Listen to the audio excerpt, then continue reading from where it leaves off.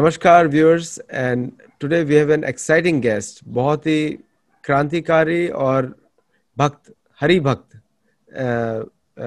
महान व्यक्ति हैं। वो हमारे शो पे आ रहे हैं और उनसे हम लोग इतिहास के बारे में या भारतीय अस्तित्व के बारे में या लोगों के आइडेंटिटी के बारे में हम लोग डिस्कशन करेंगे।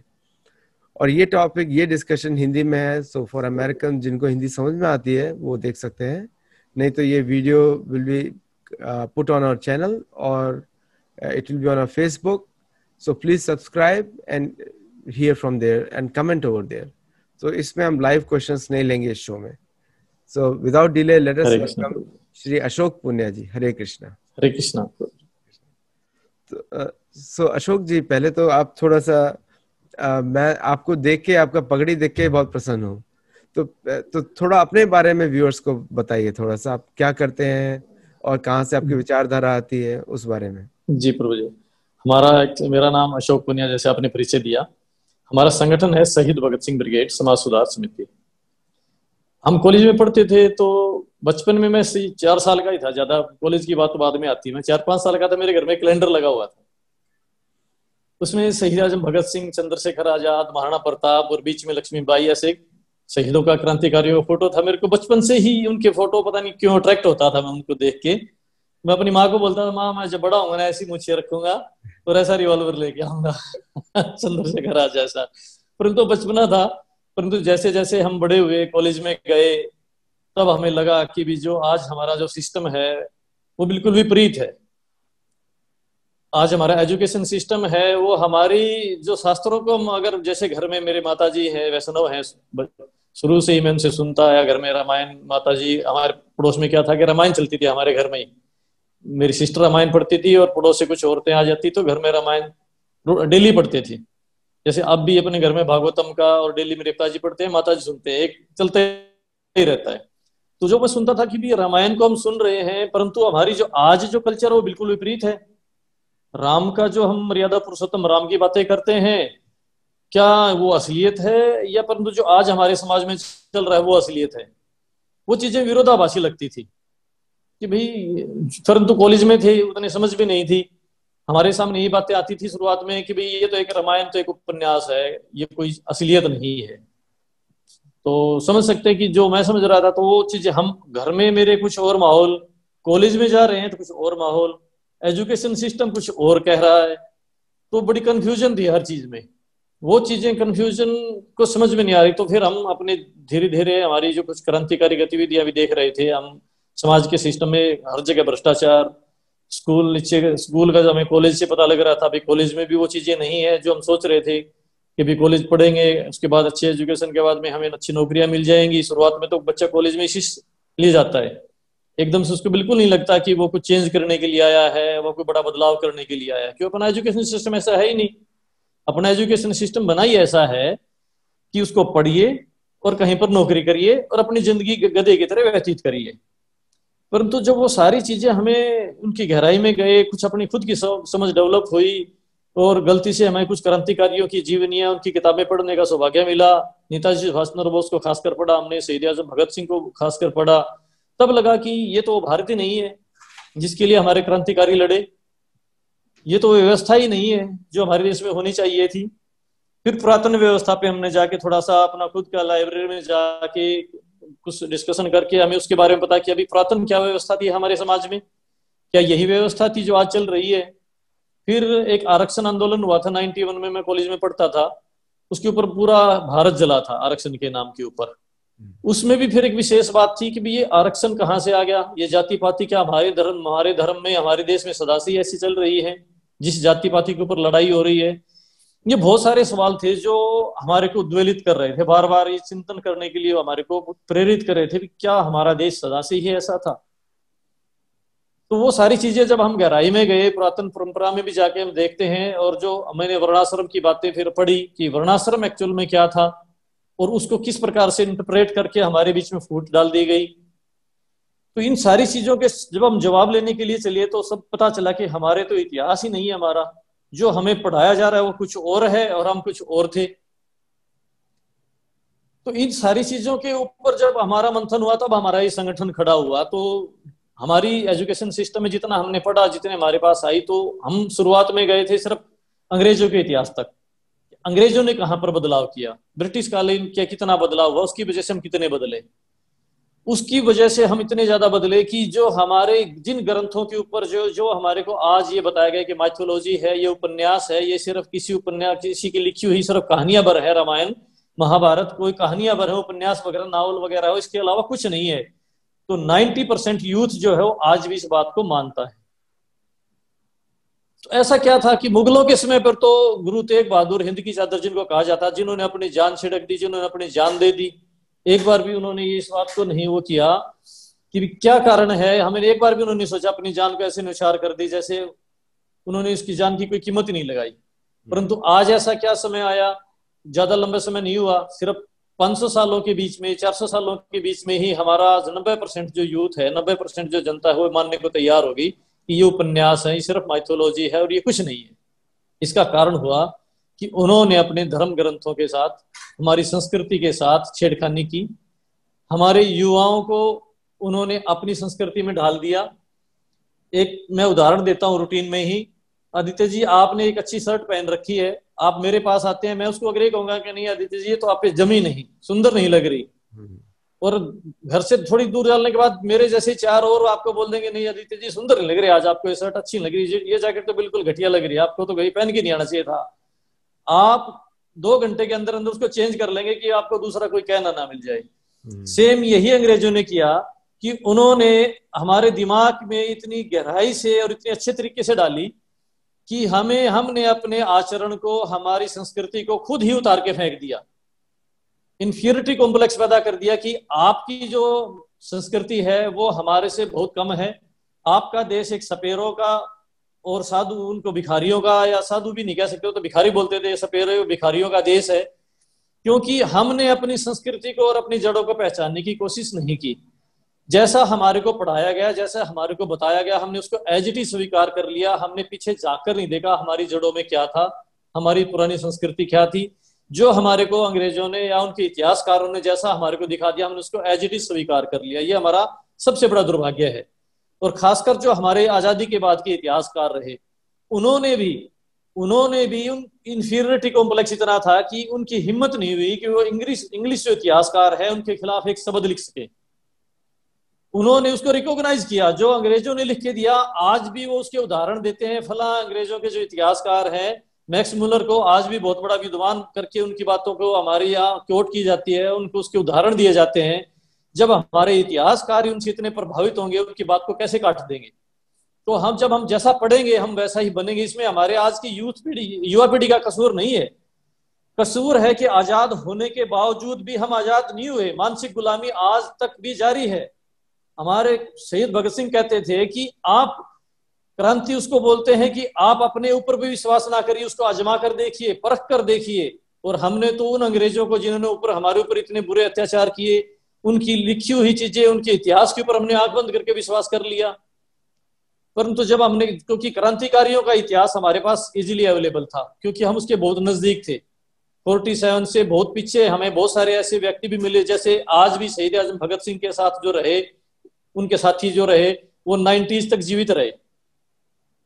शहीद आजम भगत सिंह के भतीजे जो, वो मेरे आज भी हमारे परिचित है।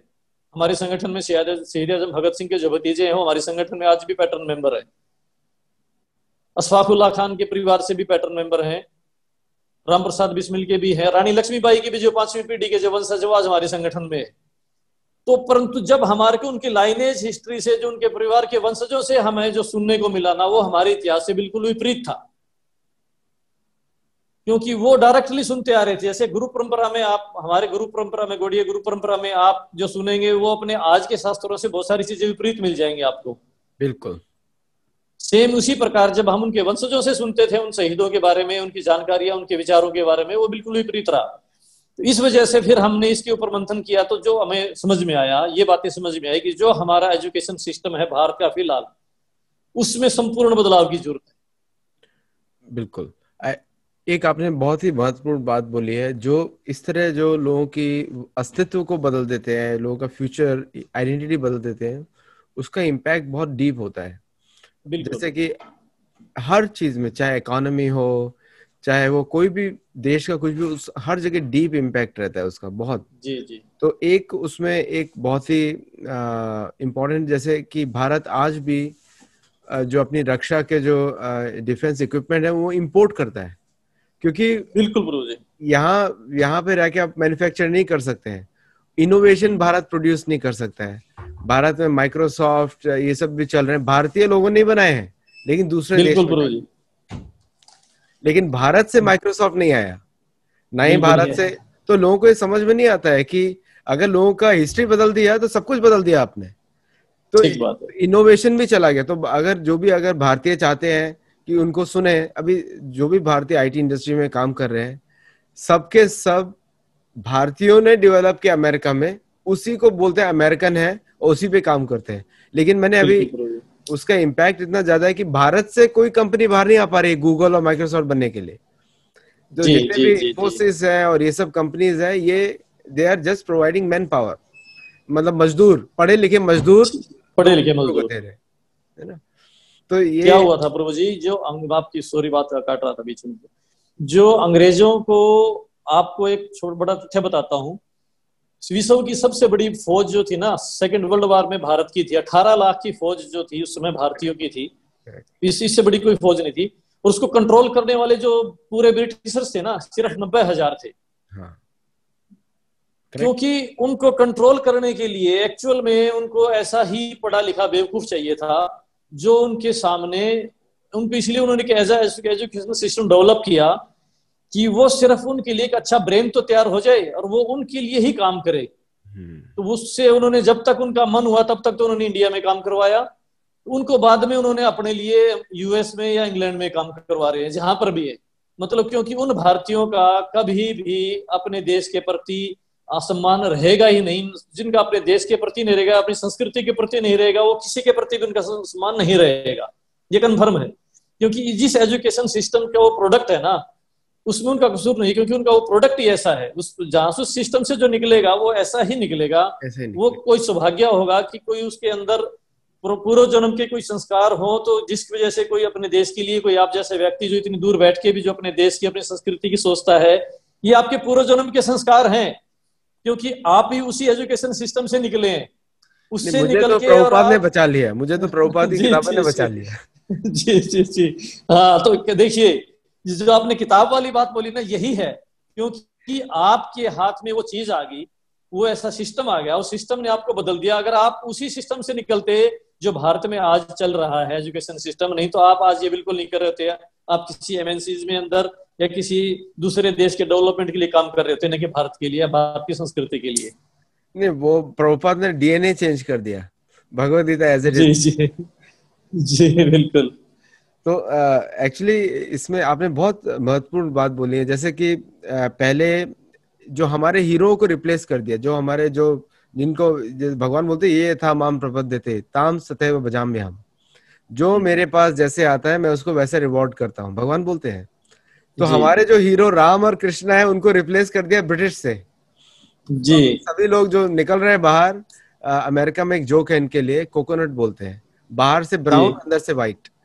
तो जी बिल्कुल परफेक्ट है। हाँ, नारियल का बना दिया जी उनको, वो मनुष्य जी नर जी से नारियल बन गए ये। परफेक्ट दिया, एकदम बिल्कुल परफेक्ट है। ना। सो तो उसमें क्या हो गया कि अभी जैसे कोई अमेरिकन अगर भारतीय से बात करता है तो भारतीय अंग्रेजी एक्सेंट में, अमेरिकन एक्सेंट में इंग्लिश बोलने की कोशिश करता है, लेकिन जी ट्रेनिंग दिया हुआ है ब्रिटिश एक्सेंट वाला। जी इंडिया में जो इंग्लिश एक्सेंट, ब्रिटिश एक्सेंट चल रहा है। ब्रिटिश है, बिल्कुल सही। तो जब इंडियन जो ब्रिटिश एक्सेंट में ट्रेन हुआ है वो अमेरिकन एक्सेंट में बात करता है तो टोटल कॉमेडियन। तो अमेरिकन उसको 10 बार पूछता है क्या बोला क्या बोला क्या बोला। जी तो लेकिन उसका ये लेकिन भारतीयों को लगता है कि बहुत अच्छी बात कर रहा है। और कोई भी भारतीय रहेंगे तो वो बात करेंगे अमेरिकन मूवी की, जिनको most of the educated American भी नहीं देखते। वो मेजोरिटी ऑफ अमेरिकन सिर्फ लॉस एंजलिस में नहीं रहते हैं, अमेरिकन रहते हैं गाँव में रहते हैं। वो हमारे जैसे जी लोग रहते हैं, सिंपल लोग रहते हैं, गाँव में काम करते हैं। वो that is the real American culture based on farming. मतलब अगर उसमें से उनके धर्म को हटा दिया जाए तो वो हमारे किसानों के जैसे ही है, साधारण व्यक्ति है। जी उनकी भी बिल्कुल सेम जरूरतें हैं, सेम प्रॉब्लम है, हर चीज सेम है। जी। लेकिन जो इम्प्रेशन जो भारत के अंदर जो चलता है मीडिया के द्वारा, लेफ्ट के द्वारा, जो वामपंथियों के द्वारा, वो टोटली डिफरेंट है। वो जी अभी इतने साल बाहर रहने के बाद जब भारत जाता हूँ तो मैं शॉक हो जाता हूँ, ये किस कल्चर की बात कर रहे हैं। वो ठीक बात है। अमेरिकन का अगर थोड़ा सा हिस्ट्री भी चेंज होगा तो वो यहाँ पे सिविल वॉर हो जाएगा। और ठीक भारत बात है। में रियल हिस्ट्री है ही नहीं। है ही नहीं प्रभु जी, यही हमारा दुर्भाग्य है। यही सबसे बड़ा दुर्भाग्य है। अभी जी डॉक्टर स्वामी भी आए थे 2-3 दिन पहले शो पे, उन्होंने भी यही बात करी कि हिस्ट्री बुक्स को दोबारा लिखने की आवश्यकता है अभी। लेकिन क्या लिखें, क्या क्योंकि लिखें। जो आप और मैं कंटेंट देंगे वो लिखने वाले हैं नहीं, चाहे कोई भी हो। तो क्या हिस्ट्री देंगे, किधर से बात हो, क्योंकि एनसीईआरटी अभी उसका नाम मिनिस्ट्री ऑफ एजुकेशन हो गया है अभी, एचआरडी जी मिनिस्ट्री का। मिनिस्ट्री ऑफ एजुकेशन में फर्स्ट ऑफ ऑल एक बोर्ड होना चाहिए जो कि देखे कि कहाँ पे मिसमैनेजमेंट हुआ है एजुकेशन का, और साथ में जी आपके जैसे लोग हैं जो इनको इन्वॉल्व करें, so that we start rewriting textbooks. हमारा फोकस होना चाहिए क्लासरूम 8, मतलब 7 से 12 तक। That is the only focus we need, just 5 years of textbook we need replace. और जी उसमें थोड़ा बदलाव आएगा। और क्योंकि सिर्फ सीधा रामायण महाभारत सिखाने से जो जो करंट हीरो है वो चले गए सारे। सो ठीक बात है प्रभु जी। दोनों की आवश्यकता है कि थोड़ा राम और महाभारत को बोलना चाहिए कि ये मिथोलॉजी नहीं है, सत्य है, क्योंकि हिस्टोरिकल फैक्ट है। जितना ज्यादा एनालिसिस भारतीय शास्त्रों, वैदिक शास्त्रों के लिए किया गया है, उतना दूसरों के ग्रंथों के लिए नहीं किया गया है। अगर दूसरे ग्रंथों के लिए भी इतना करेंगे तो पता लगेगा कि वो लोग थे ही नहीं, कभी एग्जिस्ट ही नहीं हुए। बिल्कुल प्रभु जी। तो अभी एक और सिस्टम शुरू हुआ है प्रभु जी। अभी क्या है कि कुछ बड़े बड़े देशों की कम्युनिटी ने कुछ ऐसे अवार्ड बना दिए हैं। अभी भी भारत के अंदर ऐसा बहुत सारा ब्रेन है जिसका अगर भारत ईमानदारी से सुन ले तो बहुत बड़ा चेंज आ सकता है। ऐसी बात नहीं है कि ब्रेन नहीं है, सोच नहीं रहे। आप जैसे चिंतक हैं जो कुछ ना कुछ करना चाहते हैं, परंतु उनको रिकॉग्नाइज तब किया जाएगा जब उनको कोई इंटरनेशनल कम्युनिटी कोई बड़ा अवार्ड देगी। और वो कम्युनिटी अवार्ड तब देती है जब उनको लगता है कि ये इंसान हमारी ही भाषा बोलेगा, तोते की तरह, हमारी तरह नहीं बोलेगा। बहुत अच्छा बात। ये एक अब नया सिस्टम चालू हुआ है। जब उनको लगा, पहले इन्होंने क्या किया, हमारे जैसे मैं आपको बता रहा था कि हमारे राजा जो थे ना, हमारी पुरानी संस्कृति में राजा को विष्णु रूप मानते थे और प्रजा उसको एज इट इज फॉलो करती थी। उन्होंने जो बोल दिया कभी उसका विरोध नहीं होता था हमारी प्रजा में। आपने कभी भी देखोगा, कभी भी प्रजाओं का हमारी संस्कृति में विरोध नहीं हुआ। और राजा भी भगवान को साक्षी मान के अपनी प्रजा के भले के लिए काम करता था। कहीं उसके अंदर ये नहीं होता था कि उसको अपने बड़े महल खड़े करने हैं या उसको अपने बहुत ज्यादा धन दौलत इकट्ठी करनी है। टैक्स के भी आचार्य चाणक्य ने स्पष्ट लिखा है टैक्स कितना होना चाहिए, अर्थशास्त्र में उन्होंने अपना पूरा डिफाइन कर दिया था। अगर हम पुराने और भी अपने वैदिक संस्कृति में जाएंगे, उसमें भी मनु संहिता तक में भी लिखा हुआ है स्पष्ट रूप से कि टैक्सेस कितना होना चाहिए जनता के ऊपर, जिससे अपना किस प्रकार से प्रजा का संचालन हो। परंतु सबसे पहले अंग्रेजों ने या ब्रिटिश कालीन अंग्रेजों ने क्या किया, उन राजाओं को चेंज किया, उनको बदला, ताकि उन्होंने ये देख लिया कि पूरी प्रजा को बदलने की जरूरत नहीं है, उसके ऊपर आपको मेहनत करने की जरूरत नहीं है, सिर्फ आप एक इंसान को बदल लीजिए। इनका हीरो कौन है, इनका राजा है, इसको किसी प्रकार से भी मना लीजिए। तो बहुत सारे युद्ध तो अंग्रेजों ने बिना लड़े ही जीते हैं, संधि के ऊपर, टेबल के ऊपर मीटिंग करके। जो राजा थे वो इतने भ्रष्ट हो चुके थे, उनको सिर्फ अपने ऐशो आराम से मतलब था, उनको और किसी चीज संस्कृति से मतलब नहीं था। उनको सिर्फ अपने ऐशो आराम की, उनके महल के जो ऐशो आराम है, किसी को 10 लाख रुपए सालाना, किसी को 20 लाख रुपए सालाना उस समय अंग्रेज दिया करते हैं कि आप अपना ऐशो आराम को अपनी उसी प्रकार से चलाते रहिए, हम आपकी उसमें ऐशो आराम में दखल अंदाजी नहीं देंगे, परंतु प्रजा से टैक्सेशन हम लेंगे। यस। इस वजह से फिर क्या हुआ, उन्होंने सबसे पहले उनकी ड्रेस और उनकी एजुकेशन सिस्टम चेंज किया। उन्होंने अपने राजाओं के बच्चों को उन्होंने इंग्लैंड पढ़ने के लिए भेजा। वहां से जब उनके बच्चे आते थे तो वो किसमें, कोट पैंट में आते। जब राजाओं के बच्चे कोट पैंट में आते, लंबे कोट ऊपर सिर पे हैट डाल के आते, तब उनको लगता था कि भाई इन्होंने धोती कुर्ता पहनना छोड़ दिया है इनके बच्चों ने, इसका मतलब जो पहले जो पहन रहे थे वो असभ्यता की निशानी थी। इसका मतलब हमारी संस्कृति जो है अंग्रेजों से डाउन है। तो आपने देखा होगा कि जब महात्मा गांधी जी ने स्वदेशी आंदोलन चलाया था तो विदेशी कपड़ों को जलाया गया था, उसके पीछे एक उनका यही सीधा संदेश था, इस संस्कृति को छोड़ो। क्योंकि उस समय क्या हुआ था कि हर कोई गरीब से गरीब इंसान भी एक फटी हुई पैंट क्यों ना मिल जाए, किसी की पुरानी पैंट क्यों ना मिल जाए, उसको वो पहनना चाहता था, ना कि धोती पहनने की बजाय। आज भी गांवों के अंदर आप जाएंगे तो आज भी वही कल्चर है, वो ही धीरे धीरे चलता चलता अपने, उन्होंने सबसे पहले तन बदला, फिर हमारा मन बदला। तन से वो अपने मन के ऊपर आ गए और वहीं से हमारा दिमाग बदल दिया उन्होंने। उनको पता भी नहीं चला कब वो एजुकेशन सिस्टम चेंज हो गया भारत का, और हम बिल्कुल अपनी संस्कृति को छोड़ के और उन्हीं के पीछे चल पड़े। आपने एक बहुत अच्छी बात बोली उधर कि अवार्ड का सिस्टम, ये बहुत बड़ा करप्शन है। जी जैसे नोबेल पीस प्राइज है, लोग भारतीयों को जी मालूम नहीं है, नोबेल पीस प्राइज जो है नॉर्वेजियन गवर्नमेंट का क्रिश्चियन प्राइज है। जो क्रिश्चियन आइडियल्स को बात करेगा उसको ही नोबेल प्राइज दिया जाता है।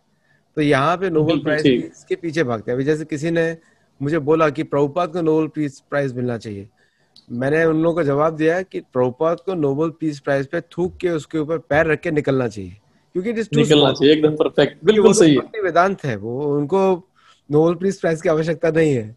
लेकिन ठीक जो बात है। साधारण व्यक्ति, उसको समझ में नहीं आएगा। इस्कॉन में जी बहुत जी बड़ा जी मूवमेंट चला था, तो मैंने बोला प्रभुपाद को तो थूक के उसके ऊपर चलना चाहिए, जी जी क्योंकि नोबेल बिल्कुल। पीस का कोई वैल्यू नहीं है हमारे लिए। हमारे लिए तो वही वैल्यू है कि कोई धर्म गुरु हमको आके बोले चलो आपको भगवान भगवान की प्राप्ति हो, that is the biggest award you get जी फॉर जी हमारे लिए। बिल्कुल। लेकिन समाज में जैसे नारद मुनि ने युधिष्ठिर को बोला कि कुछ ऐसे अवार्ड्स होने चाहिए जो इसको रिकॉग्नाइज किया जाए, जो बुद्धिमान व्यक्ति है, बुद्धिजीवी है, जो लोगों को अच्छा पथ दिखाए। लेकिन अभी दूसरा दूसरा आपने बहुत अच्छा पॉइंट बोला, हीरोज, जो जी किसको हम अपने वो जैसे राजा हीरो मान मान लिया, लेते हैं। विष्णु मान लिया, अभी यहाँ पे हीरो।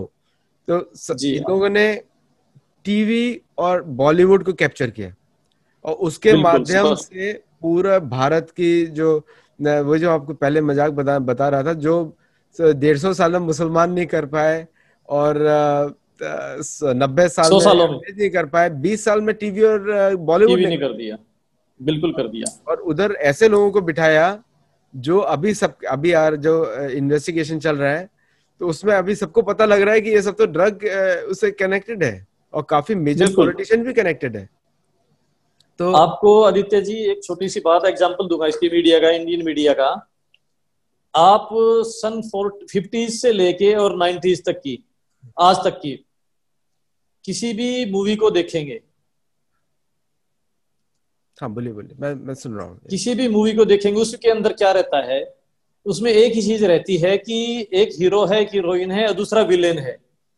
और वो विलेन पूरे फिल्म के अंदर हर वो गलत काम करता है, उसका कुछ नहीं बिगड़ता। वो पूरी सिस्टम को खरीद के रखता है, नहीं वीडियो चल रहा है। वो नेताओं को वो खरीदता है, एडमिनिस्ट्रेशन को वो खरीदता है सरेआम। मतलब दूसरा फिर क्या रखता है, वो अपने मीडिया का जो हमारे देश में चला हुआ है ना, रेप। हमारे पुरानी संस्कृति में कहीं तक चले जाइए, आपको कहीं कहीं नहीं, रेप शब्द नहीं मिलेगा। नहीं मिलेगा। परंतु आप हमारे मीडिया में जाएंगे, टीवी में, तो जो विलेन है सबसे पहले क्या करता है, वो हीरोइन का रेप करने की कोशिश करता है या रेप करता है। वो हर सीन, हर फिल्म में ये सीन होता है। आप हॉलीवुड में चले जाइए,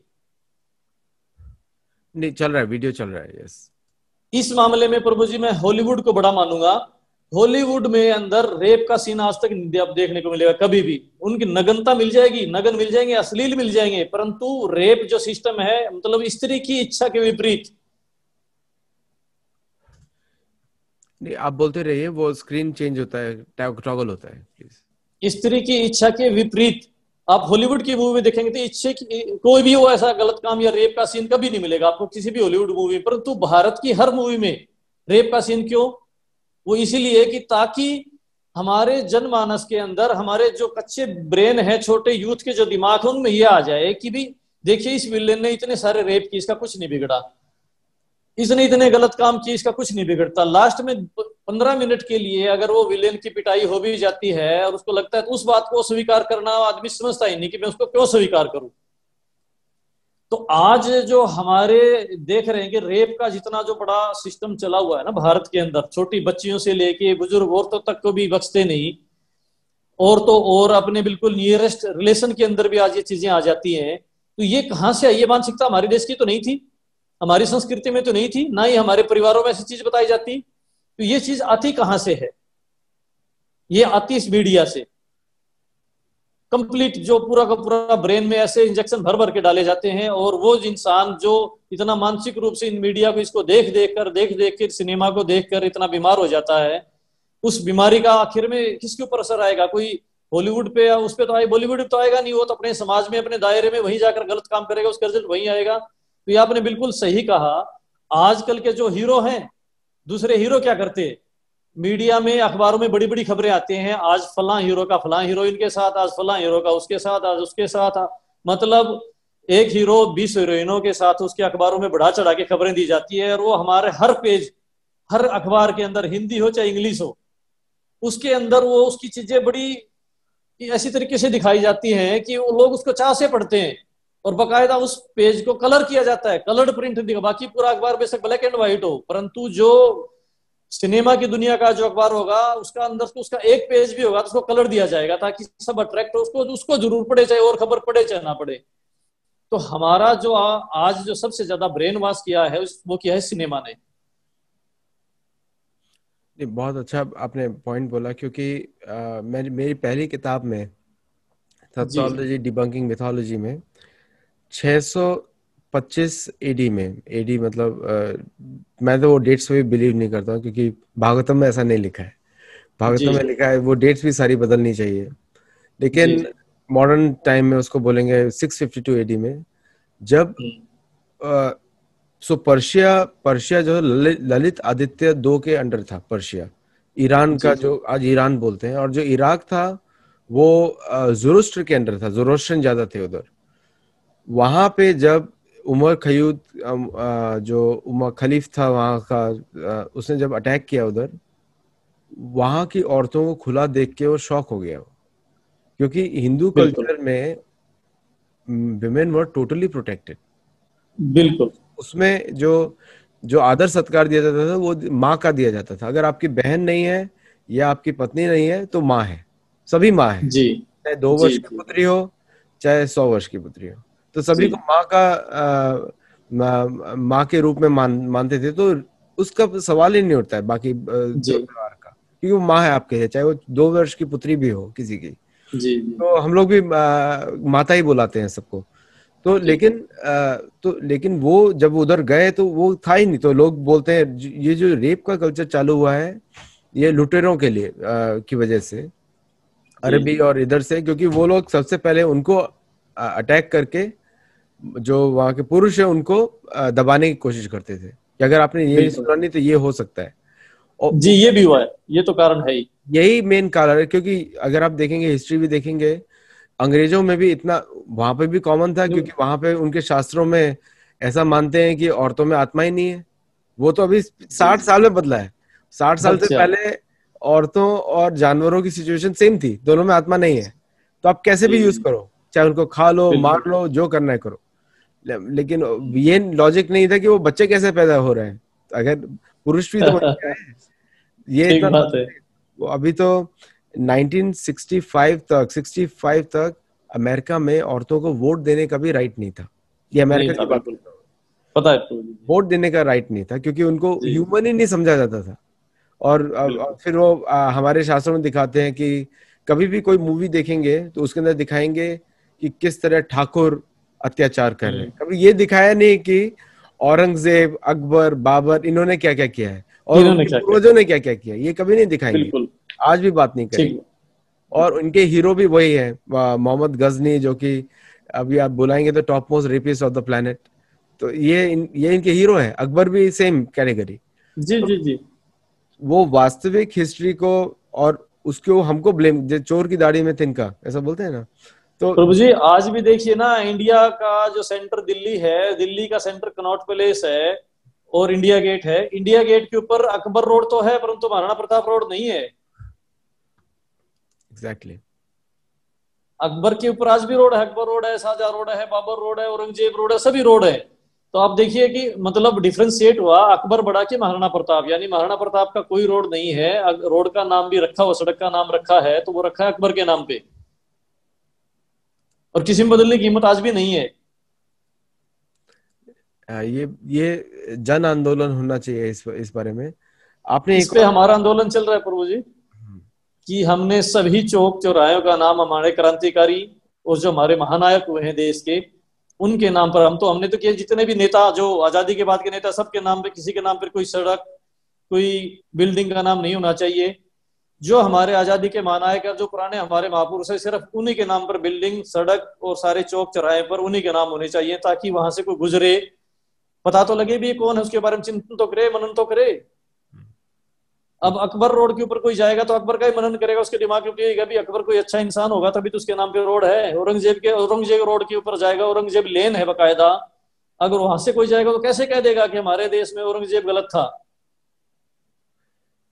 बिल्कुल सही बात है। एक हमको बहुत गलत गलत इतिहास के बारे में, उसकी सीख के बारे में बताया। एक सबसे गलत धारणा है कि हमने किसी पे आक्रमण नहीं किया। ये भी कॉलोनियल माइंडसेट है। ये उनका मतलब ब्रिटिश ने क्या किया था, महाभारत को बैन किया, कलरी जी। पेट्री को बैन किया, ताकि जो हम्म। और शस्त्रों को बैन किया, ताकि जी जी। कभी भी कोई भी साधारण मनुष्य उनके विरुद्ध कोई खड़ा ना हो। तो तो किसी ने, शरद बोस ने एटली और माउंटबेटन को मिले, उनको पूछा कि आपने भारत क्यों छोड़ा, इतने शक्तिशाली आपका देश थे। जी। तो क्या महात्मा गांधी का इन्फ्लुएंस ज्यादा था? उन्होंने बोला मिनिमल, एक ही वर्ड जवाब, बिल्कुल मिनिमल। बिल्कुल बोलता बिल्कुल। हमने इसलिए छोड़ा क्योंकि आईएनए में ब्रिटिश सोल्जर्स छोड़ छोड़ के आईएनए ज्वाइन कर रहे थे, इतने ज्यादा नंबर में ज्वाइन कर रहे थे सुभाष चंद्र बोस की सेना में, कि जी जी हमको लग रहा बिल्कुल था कि कुछ सालों में ये हम सबको मार डालेंगे, इसलिए बिल्कुल हम भागे। परफेक्ट। इनको भागने का मौका नहीं मिलता। और इसको मैं महाभारत से कनेक्ट करता हूँ। नारद हम्म। मुनि युधिष्ठिर महाराज से बोलते हैं, बिना सैन्य शक्ति के सनातन धर्म फैलता नहीं है। जी तो आपकी सेना है, ये नारद मुनि बोल रहे हैं। उन्होंने नारद पंचरात्रि का भी बोली है, जिसपे मैं तो पुजारी रहा हूँ, तो काफी लोगों को ट्रेन किया है मैंने, अभी भी करता हूँ, कभी सेवा करता हूँ जाके। हमारे राधा गिरधारी मंदिर है यहाँ पे लोकल, तो वहाँ पे पुजारी की जी सेवा करता हूँ कभी कभी जाके। तो वहाँ पे जो हमारे जो शास्त्रों में ऐसा लिखा है, सेम वही नारद मुनि है जिन्होंने सभी राजाओं जी को बनाया है। उन्होंने जी बोला कि राजा को निरंतर अधर्म के विरुद्ध सैन्य शक्ति के द्वारा युद्ध करना चाहिए, नहीं तो अधर्मी व्यक्ति जाते नहीं है। लेकिन भारत में जी क्या जी। सिखाया है, जो कॉलोनियल, ये ब्रिटिश वर्जन है, जिसको इरफान हबीब हम्म। और उल्टे गलत सलत लोग हैं, ये लोग, इरफान हबीब और रोमेला थापर, महा महामूर्ख लोग, इनको विमूढ़ जी। बोलेंगे हम भगवत गीता में, विमूढ़, बिल्कुल मूढ़ भी बिल्कुल। नहीं। तो इन लोगों ने ऐसा फैलाया कि हमने कभी किसी पे आक्रमण नहीं किया। लेकिन धर्म के लिए जहां भी अधर्म दिखे वहां पे सैन्य शक्ति का प्रयोग आवश्यक है, नहीं तो जी बिल्कुल। संस्कृति बचेगी नहीं। जैसे अभी मैं आपको प्रभुपाद का उदाहरण देता हूँ कि हमारे वेस्ट वर्जीनिया मंदिर में मैं वहां पर भी रह चुका हूँ काफी वर्ष, वहां पुजारी भी था, 7 वर्ष रहा था मैं वहां पे। वहां पर मोटर बाइक गैंग्स अमेरिका में चलते हैं बहुत सारे, जी। कि जिनको जैसे वो किसी दूसरे धर्म के व्यक्ति को देखते हैं उसका मंदिर बर्बाद करते हैं। उन्होंने गोलियों से आक्रमण किया हमारे अच्छा राधा वृंदावन चंद्र को, उनका जो ऑल्टर से नीचे गिरा दिया और टूट गया, राधा अच्छा। वृंदावन बेटी टूट गई। तो उन्होंने, प्रभुपाद ने जब वो आए अमेरिका, वो इंडिया में थे उस वक्त, 1975 में हुआ था, ये 74 में हुआ था, 75 में आए। उनका पहला प्रश्न था कि आपने रक्षा क्यों नहीं की? अगर उन्होंने बंदूकों से आक्रमण किया ना, आपने बंदूकों से रक्षा क्यों नहीं की? बिल्कुल तो, सही है। तो ये पहला प्रश्न उनका पहला। बिल्कुल।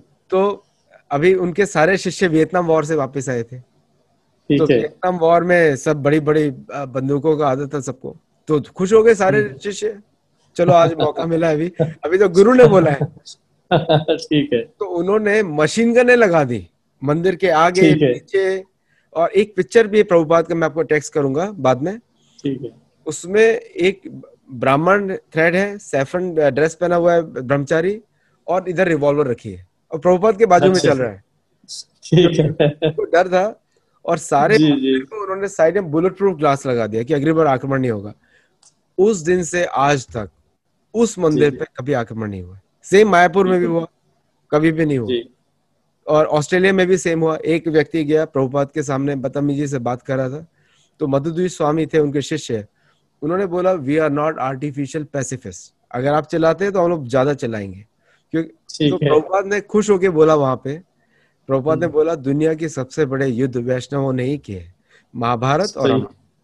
तो ये जो सही तो है। हमारे गुरुओं की तरफ से कोई कमी नहीं है, बिल्कुल सही है। लेकिन लेकिन जो हमारे जैसे व्यक्ति है, साधारण व्यक्ति, आपके जैसे मेरे जैसे, जो हम लोग सिंपल इसमें बिलीव करते हैं, हमको कोई सुनने वाला ही नहीं है। तो अभी अभी हम लोगों को अपना प्रेजेंस, जब तक हम इसी गवर्नमेंट का क्या है कि आज की डेमोक्रेसी में जिसकी लाठी उसकी भैंस, ये डेमोक्रेसी है राइट नाउ, जैसे प्रभुपाद ने उसको बोला डीमन क्रेजी। तो डेमोक्रेसी। तो अभी हम लोगों को इसका एक ऑल्टरनेटिव अगर तभी दे सकते हैं जब हम इलेक्शन में हमारी वॉइस थोड़ी अच्छी हो, नहीं तो कोई सुनने वाला नहीं है इधर। बिल्कुल। आपकी इसमें क्या राय? इलेक्शन में भी क्या है प्रभु जी, भारत का सिस्टम में पैसा इस तरीके से इस कदर घुस गया है कि अब ये इलेक्शन जो है ना, ये पूरा का पूरा पैसे से ही चलता है। एजुकेशन सिस्टम, मेरा मानना ये है कि अगर एजुकेशन सिस्टम अपनी कंट्रोल में हो, हाँ बोलिए बोलिए, मैं सुन रहा हूँ। अगर एजुकेशन सिस्टम अपने कंट्रोल में हो, अगर हम गुरुकुल दोबारा से इतनी संख्या में गुरुकुल और स्कूल खोले जाएं, और जो हमारी आइडियोलॉजी, जो हमारे विचारों को पढ़कर आगे आए, तब भीड़ की भीड़ निकलेगी इस सिस्टम को चेंज करने के लिए।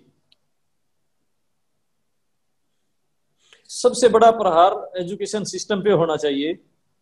एजुकेशन सिस्टम एक ऐसा है जो इंसान जब एक विचार को लेकर निकलता है ना प्रभु जी, वो सारी उम्र उसी के लिए लड़ता है और उसी के लिए मर जाता है वो। परंतु आपको बड़े, जो एक बार इस सिस्टम से जो एक बार पढ़ के निकल गया, जो इसे तय, उसको बदलने में आपकी इतनी एनर्जी वेस्ट हो जाएगी, आपका बहुत सा समय तो उसको बदलने में लग जाएगा, आपको अपनी बात समझाने में। परंतु जो आपके सिस्टम से पढ़ के निकला है, जो आपके एजुकेशन सिस्टम से निकला है, उसको आपको समझाने की जरूरत नहीं है, वो तो आपके लिए एक योद्धा है ऑलरेडी तैयार। तो हम बहुत ही अच्छा पॉइंट बोला है, क्योंकि हम लोगों को इसीलिए हम लोग ग्राउंड लेवल पे सतोलॉजी क्लब में आपके साथ काम करना चाहते हैं कि हम लोग सभी शिष्य लोगों को चेंज करें और नए पुस्तकें लिखें, अपने ऑथर्स बनाएं, और जी, जी। जैसे एक एक क्लास का टेक्स्ट बुक पढ़े उठाएं और उस पर जो चेंज करना है उसको लिखें और सबमिट करें। अगर गवर्नमेंट नहीं मानती है तो अलग से क्लासेस चला के उसी हर स्कूल में उनको बोले ये आपको चलाना है, तो अल्टीमेटली गवर्नमेंट को सुनना ही पड़ेगा। और ये जो आपने एक और बात बोली अभी करप्शन की, अभी इंडिया ने वेस्टर्न मॉडल का डेमोक्रेसी अडॉप्ट किया है, वो सिर्फ वेस्ट में चलने वाला व्यक्ति वो चल सकता है। वो भी अमेरिका में डेमोक्रेसी इसलिए चलता है क्योंकि यहाँ की पुलिस बहुत स्ट्रांग है और पुलिस गांव से है इधर, वो शहरों की नहीं है। तो बिकॉज यहाँ पे लॉ और पुलिस इतनी शक्तिशाली है, करप्शन में चाहे वो प्रेसिडेंट भी हो उसको भी टिकट मिल सकता है, वो इतना स्ट्रांग है। लेकिन भारत में जब तक वो कल्चर नहीं आएगा जहाँ पे, इसी को धर्म बोलते, धर्म को आगे एक और अर्थ होता है सत्य, सत्य प्रतिज्ञा। तो अगर उसी में अगर वो सिस्टम जब तक नहीं आएगा तब तक भारत में डेमोक्रेसी भी ठीक से चलने वाली नहीं है, नहीं चलेगी। एक्चुअली आपसे बहुत कुछ बात करने के लिए है और ये तो शुरुआत है, उसके बाद जरूर करते रहेंगे प्रभु जी, जब भी आप मौका देंगे। बड़ा सौभाग्य मेरा भी कि आपसे मिलना और आपने मेरे को इतना समय दिया। और व्यूअर्स आप लोग जाइए और कमेंट दीजिए। आज का पूरा रिकॉर्डिंग हिंदी में है, एक यूनिवर्सिटी वॉच कर रहा है हम लोगों को। तो आप लोग जो भी ज्वाइन किए, जिसको समझ में आया है तो थैंक यू फॉर ज्वाइनिंग, और जिसको नहीं समझ में आया आप लोग यूट्यूब पे जाके कमेंट कर सकते हैं। थैंक यू, नमस्कार। हरे कृष्ण प्रभु। हरे कृष्ण।